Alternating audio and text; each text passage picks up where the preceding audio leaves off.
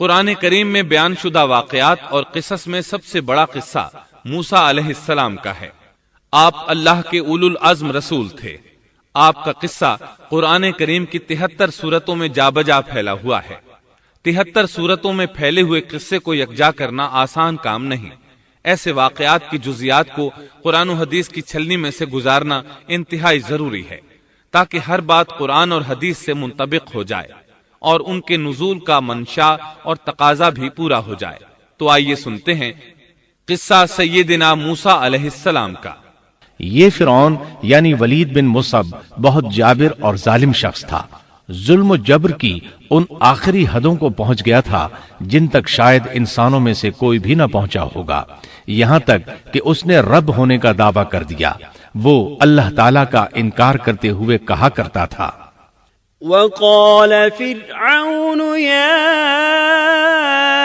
أيها الملأ ما علمت لكم من إله غيري۔ فرعون کہنے لگا، اے درباریو، میں تو اپنے سوا کسی کو تمہارا معبود نہیں جانتا۔ اور وہ یہ بھی کہتا تھا، فقال أنا ربكم الأعلى۔ کہنے لگا، تم سب کا رب میں ہی ہوں۔ اس نے الوہیت اور ربوبیت دونوں میں اللہ تعالیٰ سے جھگڑا کیا۔ اللہ تعالیٰ سورۃ القصص آیت 4 میں فرماتے ہیں، ان فرعون علا فی الارض وجعل اہلها شیعا يستضعف طائفة منهم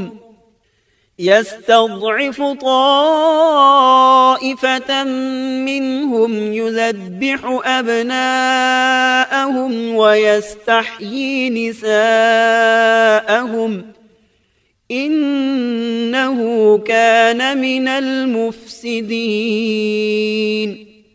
یقیناً فرعون نے زمین میں سرکشی کر رکھی تھی اور وہاں کے لوگوں کو گروہ گروہ بنا رکھا تھا، اور ان کے ایک فرقے کو کمزور کر رکھا تھا، اور ان کے لڑکوں کو تو ذبح کر ڈالتا تھا اور ان کی لڑکیوں کو زندہ چھوڑ دیتا تھا۔ بلا شک و شبہ وہ تھا ہی فساد کرنے والوں میں سے۔ اس نے لوگوں کے گروہ اور جماعتیں بنا رکھی تھی۔ فرعون کے زمانے میں بنی اسرائیل سب سے حقیر اور کم درجہ قوم تھی۔ فرعون نے انہیں حد درجے ذلیل اور بے عزت بنا رکھا تھا۔ سبھی کو معاشرے میں نچلے طبقے میں شمار کیا جاتا تھا، جبکہ مصر میں یہی لوگ شاہانہ زندگی گزارا کرتے تھے۔ فرعون نے اعلان کرا رکھا تھا کہ بنی اسرائیل سب کے سب غلام ہیں۔ وہ ان سے زر خرید غلاموں کی طرح مزدوری لیا کرتا تھا۔ ان کی عورتوں سے لونڈیوں باندیوں جیسا برتاؤ کیا جاتا تھا۔ وہ جو چاہتا تھا ان سے کرتا تھا۔ اس نے یہ حکم اپنی رعایا میں عام دے رکھا تھا۔ مصر کے باشندے اعلیٰ درجے کے لوگ سمجھے جاتے تھے، وہ قبطی کہلاتے تھے۔ فرعون نے بنی اسرائیل کو غلام اور محکوم بنا رکھا تھا اور انہیں ہر طرح سے کمزور کر دیا تھا۔ اللہ تعالیٰ سورۃ القصص آیت 4 میں فرماتے ہیں، يستضعف طائفة منهم، اور اس نے ان میں سے ایک فرقے کو کمزور کر رکھا تھا۔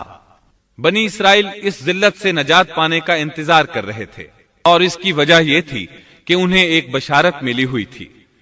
اس کے مطابق ان کا نظریہ تھا کہ فرعون کے گھر سے ایک بچہ نکلے گا جو انہیں نجات دلائے گا، اور یہ بھی بیان کیا جاتا ہے کہ یہ بشارت انہیں اس طرح ملی تھی کہ خود فرعون نے خواب دیکھا تھا کہ بیت المقدس سے آگ نکل کر مصر کی جانب بڑھتی چلی آ رہی ہے۔ وہ آگ مصر میں موجود تمام لوگوں کو جلائے ڈالتی ہے، مگر اس آگ سے بنی اسرائیل کے گھر محفوظ رہتے ہیں۔ فرعون نے اس خواب کی تعبیر کاہنوں سے پوچھی۔ وہ کاہن اس کے نزدیک عالم تھے۔ انہوں نے خواب کی تعبیر یہ بتائی کہ بنی اسرائیل میں ایک بچہ ایسا پیدا ہونے والا ہے جس کی وجہ سے مصریوں کی ہلاکت ہوگی۔ یہ تعبیر سن کر فرعون ڈر گیا۔ تب اس نے ایک خوفناک حکم جاری کیا، اقتلوا كل من يولد من بني اسرائيل، بنی اسرائیل میں جو بچہ پیدا ہو اسے قتل کر دیا جائے۔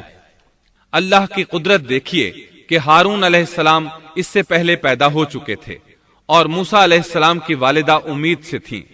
فرعون نے اپنا حکم یوں جاری کیا تھا کہ اگر ان کے ہاں بیٹے پیدا ہوں تو انہیں قتل کر دو، بیٹیاں پیدا ہوں تو انہیں زندہ چھوڑ دیا جائے۔ چنانچہ ایسا ہی کیا جانے لگا، ہر نو مولود بچے کو قتل کیا جانے لگا، بچیوں کو چھوڑ دیا جاتا۔ یہ تھا بچوں کو ذبح کرنے کا حکم جو بنی اسرائیل میں شروع ہوا۔ اس کا طریقہ انہوں نے یہ اختیار کیا کہ ہر حاملہ خاتون کی نگرانی شروع کر دی۔ دایا عورتوں کے ذمے یہ ڈیوٹی لگائی کہ حاملہ مستورات کی اطلاع دیں گی، اور جو دایا اطلاع نہ دیتی اسے بھی قتل کر دیا جاتا۔ اس طرح فرعون اور اس کے وزیروں کو ہر نو مولود سے باخبر رکھا جاتا تھا۔ ان دنوں سیدنا موسیٰ علیہ السلام کی والدہ اپنے حمل کے ابتدائی دنوں میں تھیں۔ انہوں نے اس بات کو چھپائے رکھا اور دایا کا کام کرنے والی عورتوں سے بھی خود کو چھپائے رکھا، یہاں تک کہ درد ذہ کا وقت آ پہنچا اور انہوں نے بچے کو جنم دیا۔ اس بارے میں سوائے قریبی لوگوں کے کوئی نہیں جانتا تھا۔ بچے کی پیدائش کے بعد وہ فکر مند رہنے لگیں۔ حمل کے دنوں میں تو انہوں نے خود کو چھپا لیا تھا، اب بچے کو کیسے چھپائیں؟ پھر بھی اپنی پوری کوشش کرتی رہیں، یہاں تک کہ ان کے پاس اللہ کا حکم آ گیا۔ یہ حکم اللہ نے ان کے دل میں ڈالا تھا، یعنی القاء کیا گیا تھا۔ یہ وہ وحی نہیں تھی جو پیغمبروں پر آتی ہے۔ سورۃ القصص آیت 7 میں ہے، وَأَوْحَيْنَا إِلَىٰ أُمِّ مُوسَىٰ أَنْ أَرْضِعِيهِ فَإِذَا خِفْتِ عَلَيْهِ فَأَلْقِيهِ فِي الْيَمِّ وَلَا تَخَافِي وَلَا تَحْزَنِي إِنَّا رَادُّوهُ إِلَيْكِ وَجَاعِلُوهُ مِنَ الْمُرْسَلِينَ۔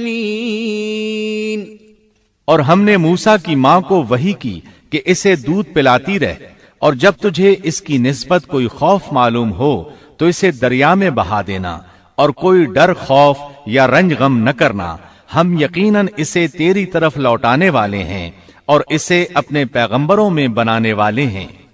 مطلب یہ تھا کہ جب تفتیش اور تحقیق شروع ہو یا خطرات بڑھ جائیں تو اسے دریا میں ڈال دیں۔ امام اسمعی رحمت اللہ علیہ نے ایک بچی کو چند اشعار گنگناتے سنا تو کہنے لگے ان اشعار میں کتنی فصاحت ہے۔ اس بچی نے ان کی بات سن کر کہا، اللہ تعالیٰ کے اس فرمان کے بعد کوئی فصاحت باقی نہیں رہ گئی۔ وَأَوْحَيْنَا إِلَىٰ أُمِّ مُوسَىٰ أَنْ أَرْضِعِيهِ فَإِذَا خِفْتِ عَلَيْهِ فَأَلْقِيهِ فِي الْيَمِّ وَلَا تَخَافِي وَلَا تَحْزَنِي إِنَّا رَادُّوهُ إِلَيْكِ وَجَاعِلُوهُ مِنَ الْمُرْسَلِينَ۔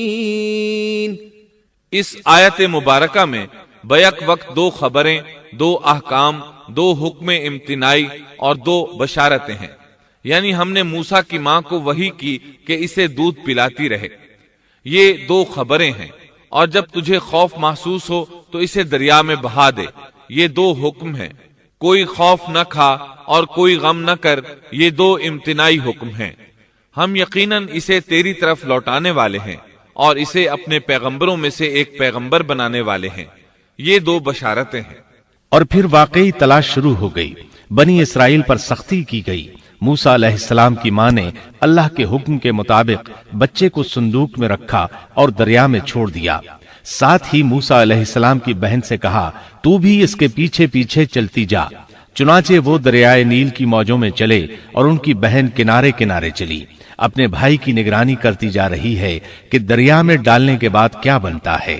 اللہ تعالیٰ سورۃ القصص آیت 11 میں فرماتے ہیں، وقالت لأخته قصيه فبصرت به عن جنب وهم لا يشعرون۔ موسیٰ کی والدہ نے ان کی بہن سے کہا، تو اس کے پیچھے پیچھے جا، تو وہ اسے دور ہی دور سے دیکھتی رہی اور فرعونیوں کو اس کا علم بھی نہ ہوا۔